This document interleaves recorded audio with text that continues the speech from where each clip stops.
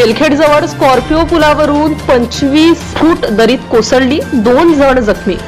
तेल्हारा हिवरखेड मार्गावर बेलखेड गावाजवळील राधास्वामी सत्संग भवन परिसरातील पुलाजवळ एक स्कॉर्पिओ गाडी अंदाजे 25 फूट दरीत कोसळल्याची घटना घडली।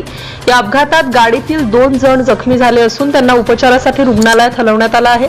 मिळालेल्या प्राथमिक माहितीनुसार ही स्कॉर्पिओ गाडी जालना जिल्ह्यातील असल्याचे समजते।